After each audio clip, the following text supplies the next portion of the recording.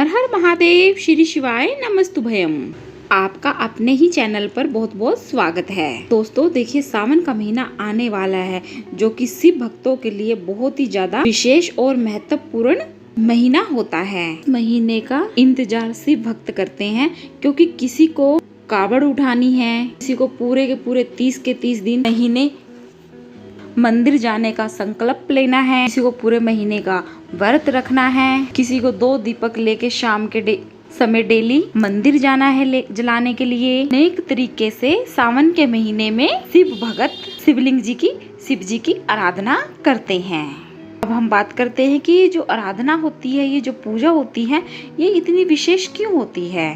देखिए, ये तो सभी को मालूम है, जो भी व्रत सावन के महीने से उठाया जाता है, ये मनोकामना अधिक से अधिक जल्दी पूर्ण होती है। महादेव का अगर कोई भी व्रत आपको उठाना हो तो सावन का महीना सबसे विशेष होता है। अगर आप बहुत दिनों से प्रयास कर रहे हैं और आपके मन की इच्छा पूर्ण नहीं हो रही है, आपका कोई काम नहीं बन रहा है, तो ऐसे में बहुत अच्छा है कि आप इस समय का लाभ उठाएं। जिस विधि से हम आपको बताने जा रहे हैं, ये शिव पुराण में वर्णित विधि है। इस विधि से जो भी भक्त महादेव को प्रसन्न करता है, निश्चित रूप से भोलेनाथ हमारे उस व्यक्ति पर प्रसन्न होते हैं और उनकी मनोकामना पूर्ण करते हैं। ये दोस्तों, हम तो छोटे से चुट से मानव हैं। यहाँ तक कि राक्षसों ने भी शिवलिंग की आराधना कर कर शिव जी से वरदान मांगे हैं। और यदि अगर हम अच्छी तरह से शिवलिंग की, शिव जी की पूजा अर्चना करेंगे सावन के महीने में, तो शिव जी हम पर भी जरूर प्रसन्न होंगे। भोलेनाथ एक चोर को कुबेर बना सकते हैं, रावण को लंका दे सकते हैं, तो हम सच्ची श्रद्धा से अपनी मनोकामना भी शिव जी की पूजा करके पूर्ण कर सकते हैं। सावन के महीने की आपको बहुत बहुत शुभकामनाएं। भोलेनाथ आपकी हर मनोकामना जरूर पूर्ण करें। तो चलिए अब वीडियो स्टार्ट करते हैं। सबसे पहले आप जान लें कि सावन का महीना 14 जुलाई 2022 से शुरू होने जा रहा है। तो सावन के महीने का आपको नियम लेना होगा, वह आषाढ़ के महीने की जो पूर्णिमा आएगी, यानी कि पूर्णमासी के दिन से ही आपको उठाना होगा। कुछ लोग सावन के जो पूरे महीने का व्रत रखते हैं और कुछ लोग सोमवार के दिन व्रत रखते हैं। तो अनेक तरीके से महादेव की आराधना की जाती है। और कुछ लोग हैं वह व्रत रख ही नहीं पाते हैं, वो पूरे के पूरे महीने मंदिर जाते हैं, मंदिर जाकर अभिषेक करते हैं, पूजा आराधना करते हैं।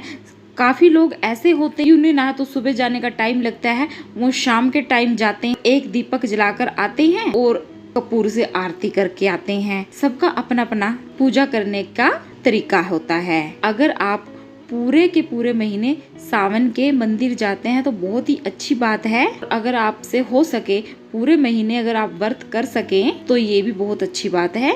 अगर यदि आपसे इन सब में से कुछ नहीं होता, नहीं कर पा रहे हैं आप सिर्फ शिव पुराण का पाठ कर लें, इससे भी आपको बहुत लाभ मिलेगा।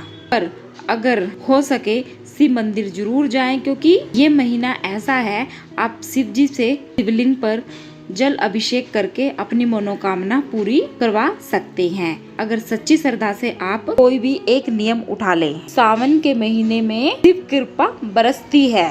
जैसे बरसात कहते हैं ना, बरसात बरसती है, ऐसे ही सावन के महीने में शिव कृपा भी बरसती है।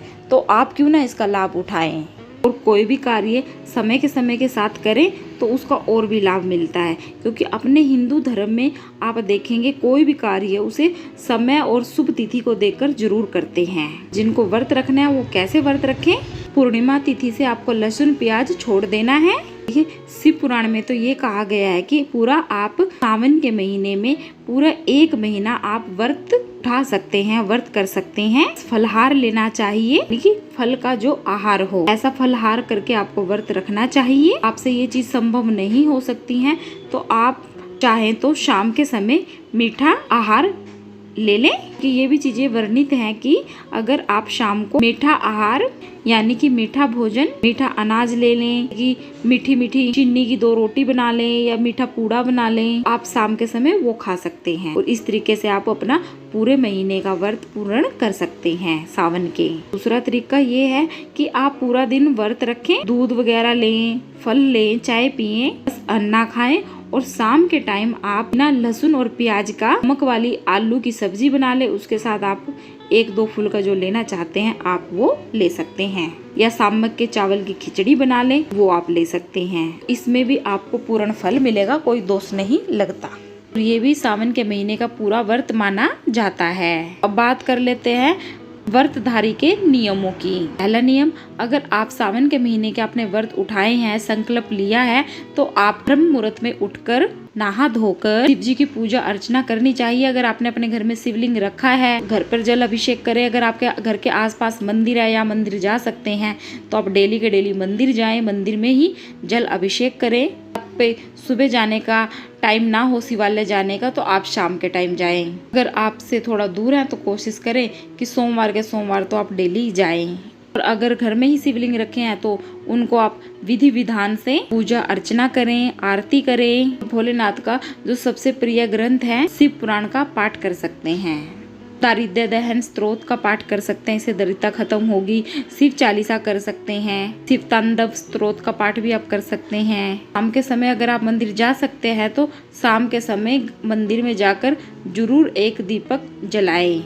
व्रत रखने का ये नियम आपने जान लिया। बात करते हैं हम उनकी जो बिना व्रत रखे ही शिवलिंग की, शिव जी की पूरे महीने पूजा आराधना करते हैं, पूरे सावन मंदिर जाते हैं।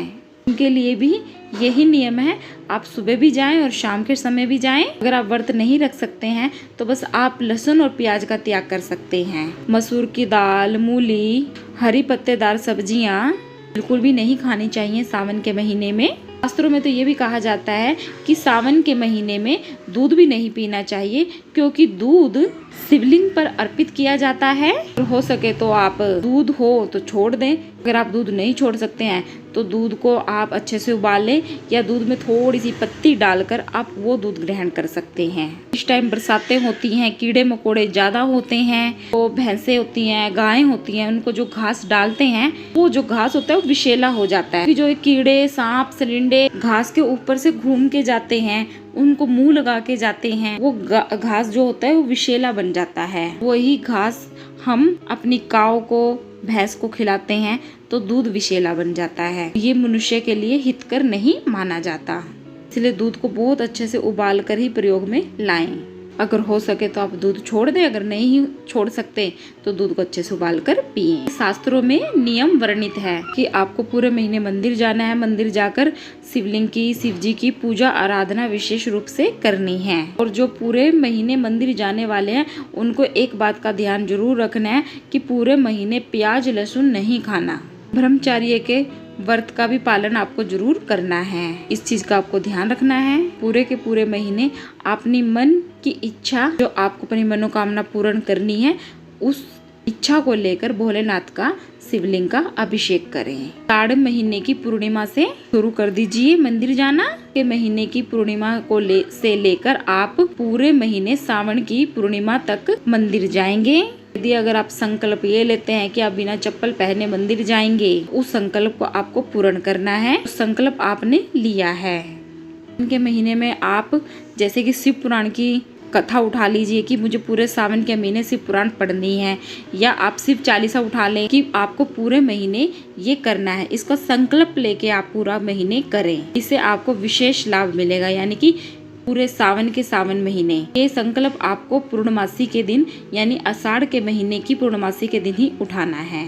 सच्ची श्रद्धा से अगर आप ये सब करोगे तो शिवलिंग जी सावन का महीना समाप्त होने से पहले पहले आपकी हर मनोकामना पूर्ण जरूर करेंगे। सावन का महीना जिसने भी शिवलिंग जी को बहुत ही अच्छी तरीके से जल अर्पित किया, उसके जीवन में कोई भी कामना शेष नहीं रह जाती हैं। सावन बीतते बीतते मन की मनोकामनाएं, मन की इच्छाएं पूर्ण हो जाती हैं। बात को आपका ध्यान रखना है कि पूजा अर्चना करते समय आपको सच्ची श्रद्धा से करनी है। मन में डाउट लाके नहीं पूजा करनी। यहाँ पे डाउट आ जाता है वो काम पूर्ण नहीं होता, इसलिए सच्ची श्रद्धा से पूजा अर्चना करें। वैसे तो शिवलिंग के, शिव जी के सब भक्त हैं, कहते हैं ना काल भी उसका क्या बिगाड़े जो भक्त हो महाकाल का। अगर आपको ये वीडियो पसंद आई हो तो वीडियो को लाइक और सब्सक्राइब जरूर करें, और कमेंट में ओम नमः शिवाय, श्री शिवाय नमस्तुभयम जरूर लिखें। सावन के महीने की आपको हार्दिक शुभकामनाएं।